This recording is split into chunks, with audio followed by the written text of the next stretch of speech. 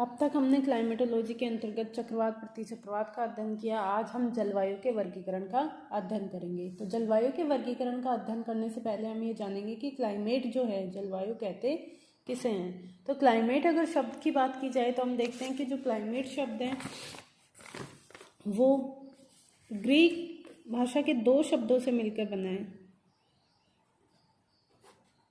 Clima plus logos. इसमें logos का अर्थ तो होता है वर्णन करना किसी भी चीज का, टू राइट। इन क्लाइमा, यहाँ क्लाइमा शब्द जो है उसका अर्थ ढाल से लिया जाता है।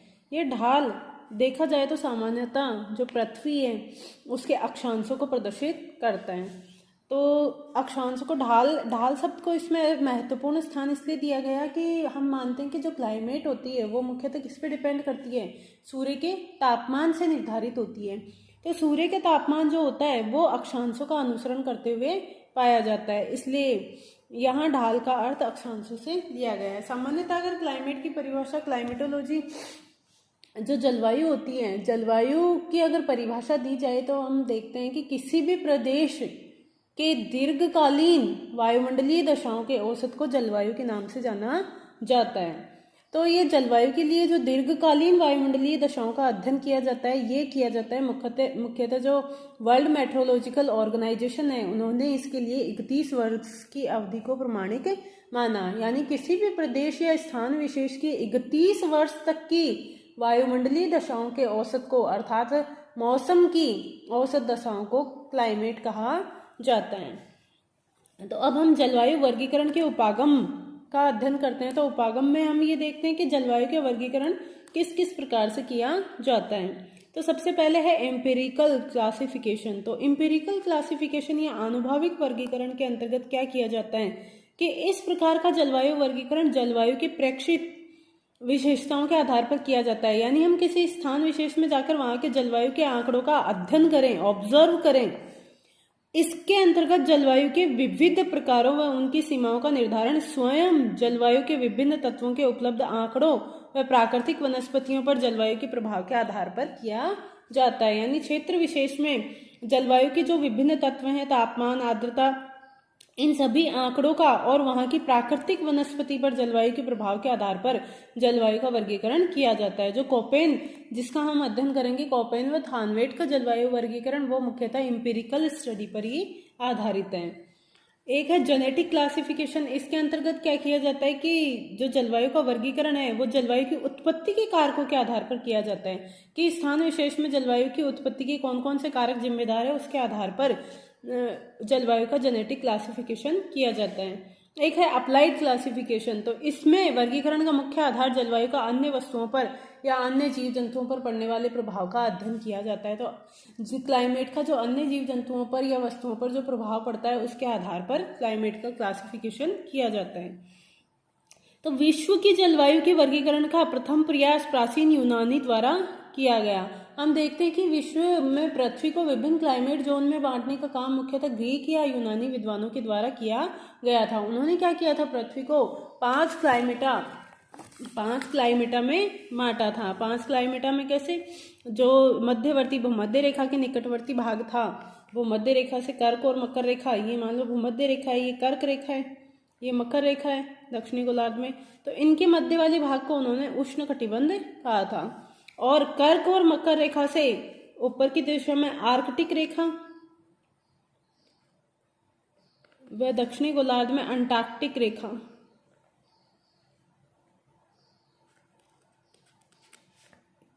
कर्क और मकर रेखाओं से आर्कटिक व अंटार्कटिक रेखाओं वाले भाग को उन्होंने क्या कहा था, शीतोष्ण कटिबंध। यानी ऐसा क्षेत्र जहां पर न तो तीव्र गर्मी पड़ती है और न ही तीव्र सर्दी पड़ती है, तो उसको उन्होंने शीतोष्ण कटिबंध कहा। और आर्कटिक व अंटार्कटिक रेखाओं से ध्रुवों के मध्य वाला जो स्थान था उसको उन्होंने शीत कटिबंध कहा था, क्योंकि ये क्षेत्र ऐसा होता है जहां पर शीत ऋतु ज्यादा प्रभावी होता है। ये क्षेत्र उष्ण कटिबंध जो होगा ये ऐसा क्षेत्र होता है जहां पर ग्रीष्म ऋतु ज्यादा प्रभावी होती है, अर्थात टेम्परेचर अपेक्षाकृत क्या होता है, अधिक होता है। और इस क्षेत्र में न तो टेम्परेचर बहुत ज्यादा होता है, न ही टेम्परेचर बहुत कम होता है, और इस क्षेत्र में टेम्परेचर बहुत ही कम होता है। तो सबसे पहले पृथ्वी को विभिन्न क्लाइमेटों में बांटने का काम जो किया था वो मुख्यतः किसके द्वारा किया गया था, ग्रीक विद्वानों द्वारा किया गया था। उन्होंने तापमान के आधार पर संपूर्ण विश्व को उष्ण, समशीतोष्ण और शीत कटिबंधों में बांटा था। उस समय से लेकर आज तक जलवायु वर्गीकरण के अनेक प्रयास किए गए हैं, जिनमें कोपेन व थानवेट द्वारा किया जाने वाला वर्गीकरण सबसे महत्वपूर्ण है और यही हमारे सिलेबस में है। तो सबसे पहले हम अध्ययन करते हैं कोपेन के जलवायु वर्गीकरण का। तो हम देखते हैं कि कोपेन का जो जलवायु वर्गीकरण है वो मुख्यतः एम्पिरिकल स्टडी पर आधारित है, अर्थात इसमें जलवायु का वर्गीकरण जलवायु के जो प्रेक्षित आंकड़े हैं, विभिन्न तत्वों के उपलब्ध आंकड़े और प्राकृतिक वनस्पतियों पर उनके प्रभाव के आधार पर जलवायु वर्गीकरण किया गया। कोपेन का जलवायु वर्गीकरण क्वांटिटेटिव, यानी ऐसे जब हम किसी भी वस्तु का वर्गीकरण करते हैं और उसमें मात्रात्मक तत्वों का ध्यान रखा जाता है तो उसको क्वांटिटेटिव अध्ययन कहा जाता है। तो यह क्वांटिटेटिव व एम्पिरिकल स्टडी थी। कोपेन ने जलवायु के वर्गीकरण का सबसे पहला प्रयास 1900 में किया था, जिसका आधार था डी कैंडाल के वानस्पतिक वर्गीकरण। यानी डी कैंडाल ने जो विश्व को विभिन्न वानस्पतिक प्रदेशों में बांटा था, उन्हीं वानस्पतिक प्रदेशों का अनुसरण करते हुए कोपेन ने अपना जलवायु वर्गीकरण दिया था। उसके बाद उन्होंने तापमान और वृष्टि यानी वर्षा के वार्षिक व मासिक औसत तथा मौसमी वितरण के आधार पर 1918 में वापस अपने वर्गीकरण का संशोधित रूप प्रस्तुत किया। 1918 में उन्होंने वापस अपना जलवायु वर्गीकरण उसमें संशोधन किया और वो आधारित था तापमान और वृष्टि के जो वार्षिक और मासिक औसत के आंकड़ों पर आधारित था। उसके बाद उन्होंने इसमें कई सुधार किए और 1931 में फिर उन्होंने वापस जलवायु वर्गीकरण दिया। कोपेन का जो मौलिक वर्गीकरण है उसका अंतिम संशोधित रूप 1953 में आया था, जिसको कोपेन गीगर पाल के वर्गीकरण के नाम से जाना जाता है, क्योंकि इसमें कोपेन, गीगर और पाल इन वैज्ञानिकों ने इस जलवायु वर्गीकरण को दिया था। कोपेन ने माना था कि जलवायु के संपूर्ण गुण जो हैं वो प्राकृतिक वनस्पतियों के वितरण द्वारा सबसे अच्छी तरह से व्यक्त होते हैं। अर्थात उन्होंने माना कि जलवायु जो वनस्पति होती है उसका निर्धारण जलवायु के द्वारा ही होता है। अगर हम जलवायु का वर्गीकरण करेंगे तो हमें उसके लिए विश्व के विभिन्न वनस्पतिक प्रदेशों को आधार मानना चाहिए। अतः उन्होंने ऐसा वर्गीकरण विकसित करने का प्रयास किया जो जलवायु को वनस्पति के साथ घनिष्ठता पूर्वक जोड़ सके। अर्थात उन्होंने ऐसा जलवायु क्लाइमेट क्लासिफिकेशन दिया जो लगभग विश्व के विभिन्न प्राकृतिक वनस्पतिक प्रदेशों का ही अनुसरण करता हो। कोपेन ने मोटे तौर पर जलवायु को 5 वर्गों में विभाजित किया और प्रत्येक वर्ग को अंग्रेजी के बड़े अक्षर यानी कैपिटल लेटर के द्वारा नामांकित किया। तो जो कोपेन ने सबसे पहले जो कोपेन का मुख्य वर्गीकरण था वो मुख्य था, उन्होंने क्या किया था, विश्व को उन्होंने 5 क्लाइमेट प्रदेश में बांटा था। जो बड़े क्लाइमेट रीजन थे, मैक्रो, जिनको मैक्रो रीजन के नाम से जाना जाता है, वो 5 थे। उसको उन्होंने अंग्रेजी के विभिन्न अक्षरों A, B, C, D और E, यानी उन्होंने इन 5 क्लाइमेट प्रदेशों को capital letter A, B, C, D, E के द्वारा व्यक्त किया। इसमें A से तात्पर्य क्या है, ये जो A, C, D और E प्रकार के जो वानस्पतिक प्रदेश हैं ये मुख्यतः तापमान पर आधारित थे।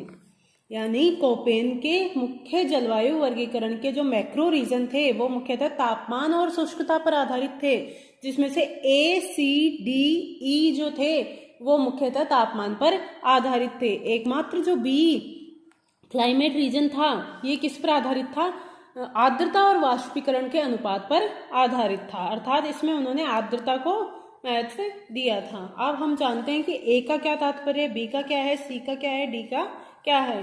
तो A जो है, A प्रकार का जलवायु क्लाइमेट रीजन है वो मुख्यतः उष्ण कटिबंधीय जलवायु रीजन, जिसको हम उष्ण कटिबंध के नाम से भी जानते हैं। देखा जाए तो देखो ए जो होगा उष्ण कटिबंधीय जलवायु, आर्द्र उष्ण कटिबंधीय जलवायु। इस जलवायु में सबसे ठंडे महीने का तापमान के आधार पर दिया था। तो ए प्रकार का जो जलवायु क्लाइमेट क्लासिफिकेशन होगा इसमें टेम्परेचर क्या होंगे, सर्वाधिक होंगे।